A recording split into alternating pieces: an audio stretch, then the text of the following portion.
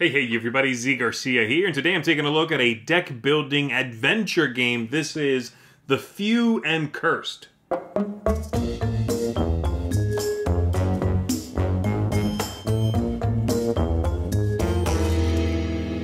In this game, which is based on a comic book series, by the way, the players are inhabiting a post-apocalyptic world. And in that post-apocalyptic world, all the water has vanished. It's been 70 years. That happened in 1840, I think they say.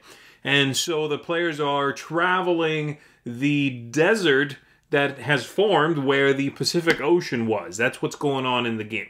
You are traveling to different cursed locations, dealing with monsters and demons and beasties, trying to survive, trying to, well, do the best you can, right? You're going to be shopping for things, you're going to be having encounters, you are going to be traversing the landscape, all sorts of things. So that's what's going on in it, okay? Let's go ahead and take a look at how the game works. I'm going to show you on the table, and I'll see you on the other side. The game can be played in three different ways. You can play solitaire, you can play cooperative, or you can play competitive mode, which is actually what I'm looking at here. The changes are fairly minor, so I'm not going to worry explaining what those differences are. The objective of the game is to have the highest amount of grit, or VP if you would, on this track out here. And you're generally getting that from taking down bounties. Now, bounties come in two different kinds. You've got over here, these are the wanted characters. And these always stick around for the entire game. Each of these cards is double-sided. You randomly pick a side. And then you can just ping these guys in the correct locations on the map and get some points that way. But they'll stick around, okay? They're not going to go away. Over here, we've got the most wanted cards.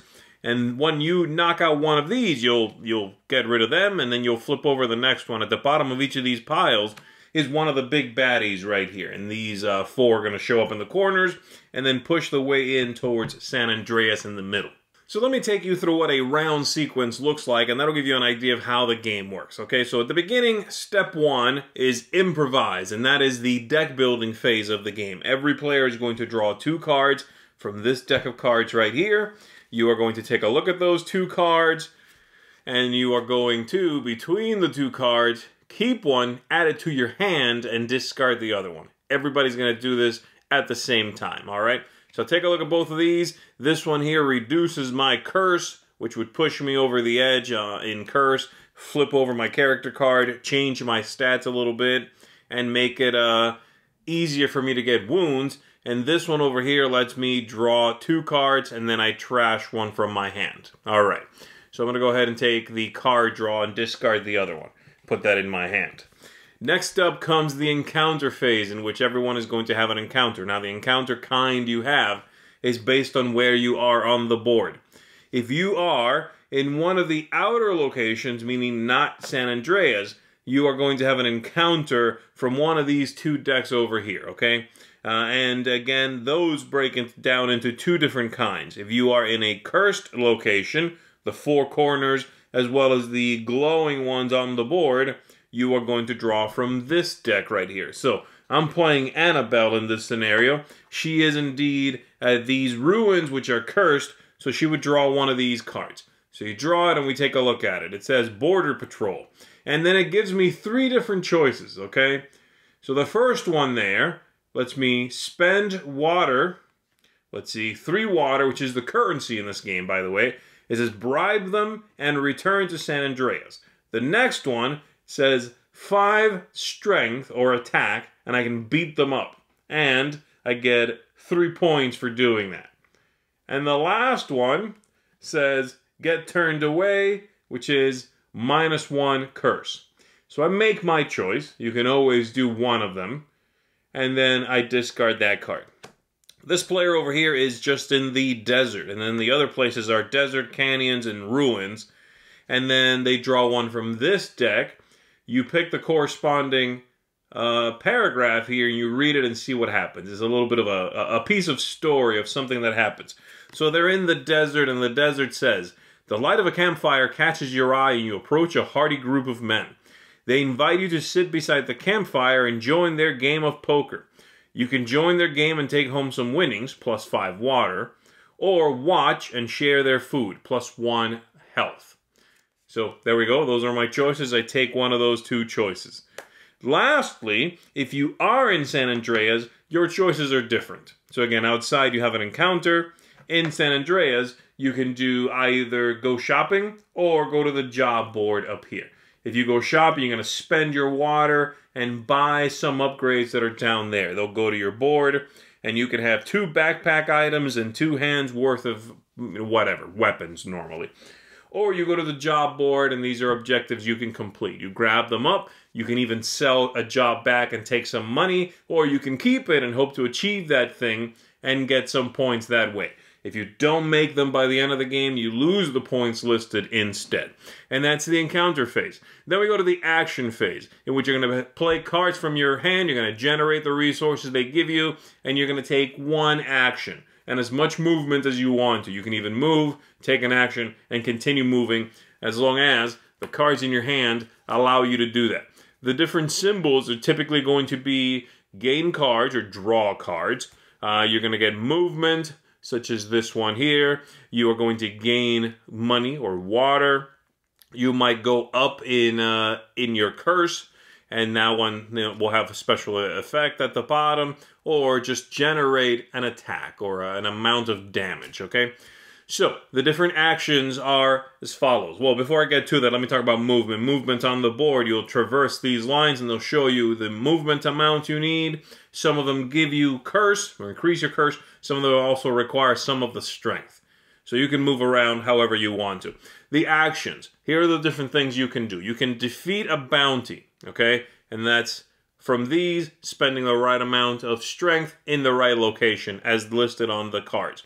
You can recover an artifact. At one of these 4 corners, you can go there, pick up these tokens, take a look what they are, and then you get a special card from this set-aside deck of very strong cards. They have some special ability, and they're also worth some points at the end of the game. You can only take one of each corner, one of each color. You can rob another player, where you attack them. You need to check your strength against their health, double that, and you can steal from them. You can have an encounter again. So if I already took my turn and I end up moving here to these ruins, I could have an encounter again, draw a card, have another encounter at the ruins. I could camp, which is going to give me back 1 health, and I shuffle all of my cards into a new deck. There's another reason why you might want to do that besides the health. I'll talk about that in a second. Or you can do your character action. You have a character action right here. Mine happens to be, for Annabelle, happens to be passive. Other players cannot rob me. But sometimes it says action, do something. Action, gain some water, whatever.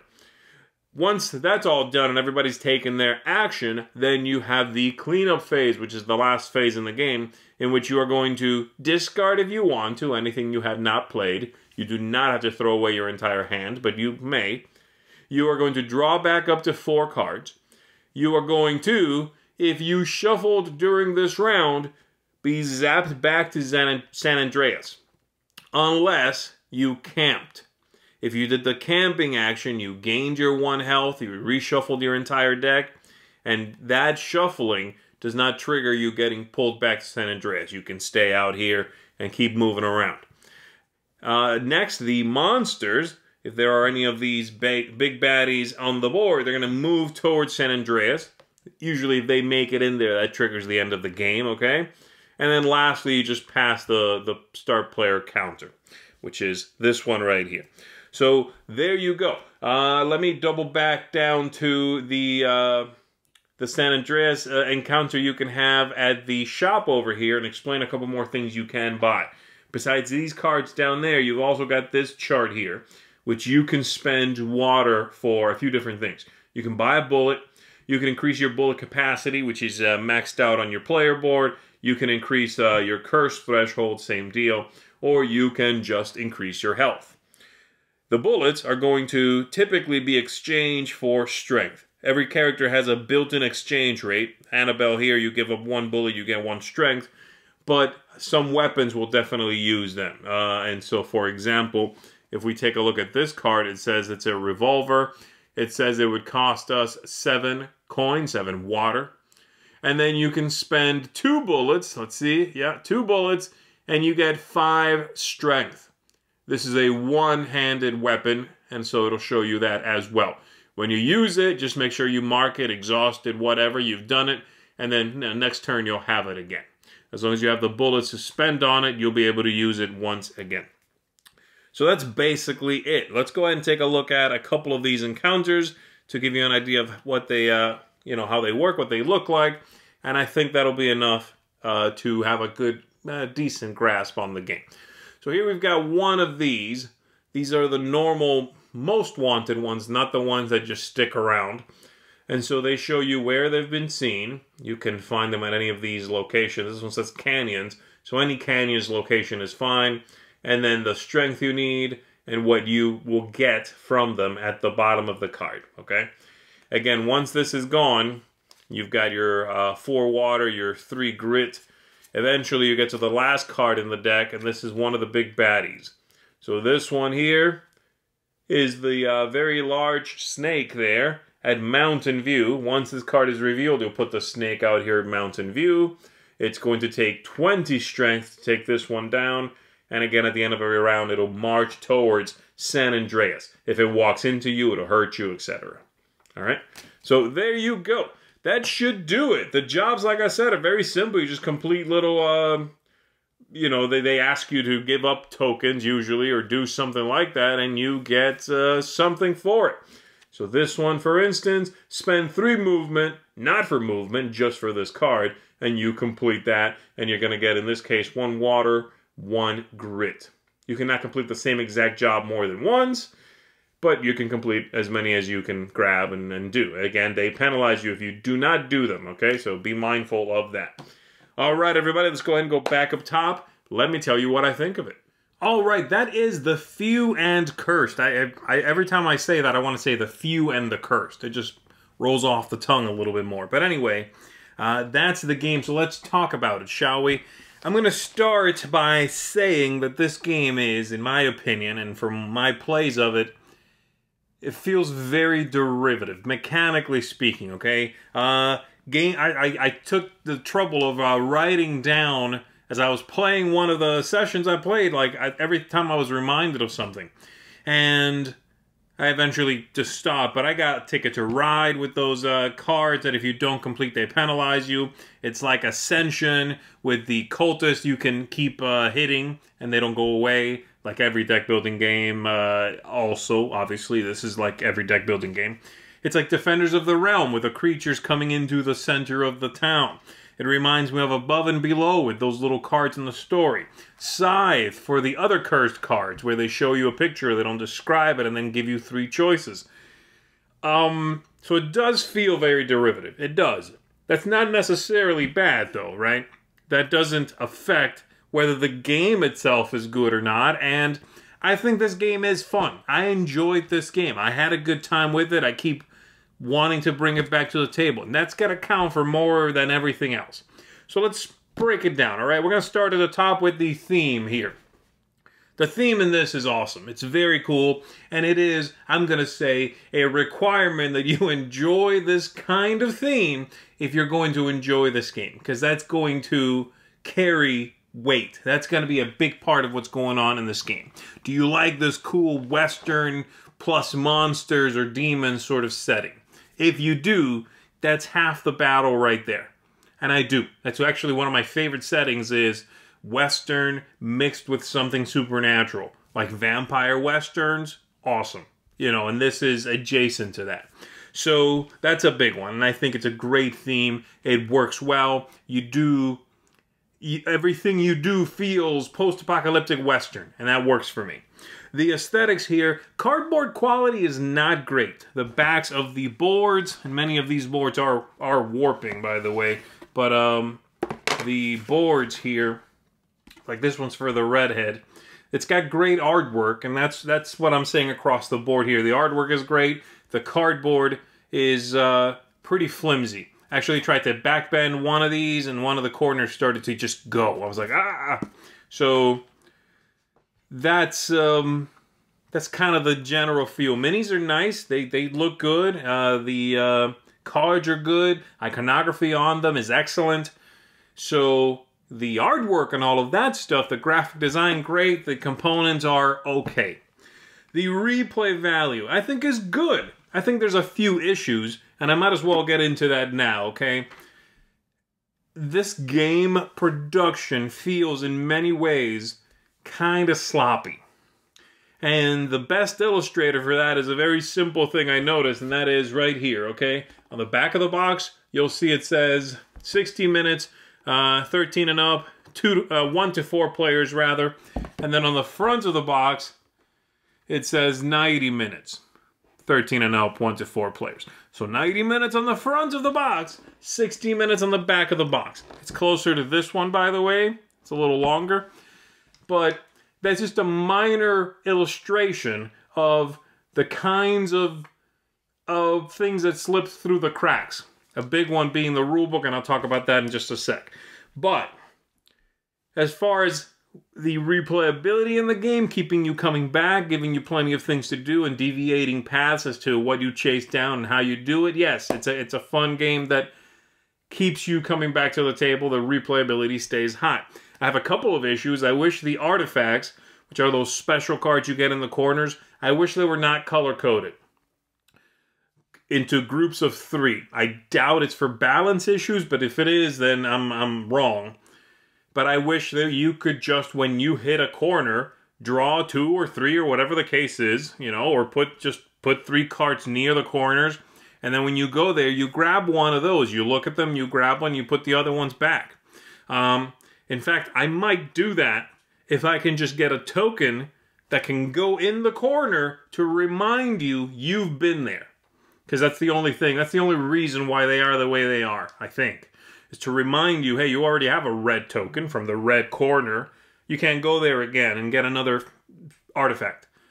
Okay, but I'll just remind myself I've been there. You know, those little choices seem contrarian to me, and they limit replayability when they don't need to. They could just be a little more free form. Okay, the game arc is also good. The game's got good actions, got some nice highs and lows. You can go shopping or have encounters and see what's going on. The little story is going to emerge, a very fragmented story, right? Like above and below. It doesn't really make sense, but it's fun, things that happen. The game is perhaps a little too long. Like I said, the 90 is a little closer to being correct, but it's not a big deal. I think anybody who's going to get into this game, who is into thematic games, who likes that sort of ambiance, isn't going to care that the game is 90 minutes or 2 hours. You're going to have a good time with it. Now, the issues, the last 2 here. The big one being ease of play. This game has a bad rulebook. I think the rulebook is very sloppy. There's a lot of questions that are unanswered. The formatting switches halfway through from the way they, I'll show you what I mean in 1 second. So the way they show you the phases looks like this, okay? Improvised phase. Then over here, the encounter phase. Okay, I can work with that. And then eventually, after that one, then they explain the job cards as a whole, and this is an explanation of a subsection, right? Job cards are not a phase. Well, after that, we switch to using that formatting for the phases. Now it's the action phase is explained there. Again, that's a little indicator of what I'm talking about here, since you can't read the whole rulebook right now, but it's just a little sloppy. There are things that are not explained well. There are plenty of, there's one special card that lets you take one of the artifacts from the unused deck. Well, you don't know which ones are in the game and which ones are not. So if somebody later goes to pick up an artifact and it's one you previously found, then you need to just find the token and remove it. I mean, that's one of those things that just seems like you could have ironed that out. And that's how I feel about the rulebook. This is not a fun read right here. It gets the job done. I figured it out. It's not a good rulebook. There's a lot of questions to be answered, okay? Also, the only player aid is here, which thankfully is there, but you know, that also would have been something that would have helped. Lastly, tactics, luck, strategy.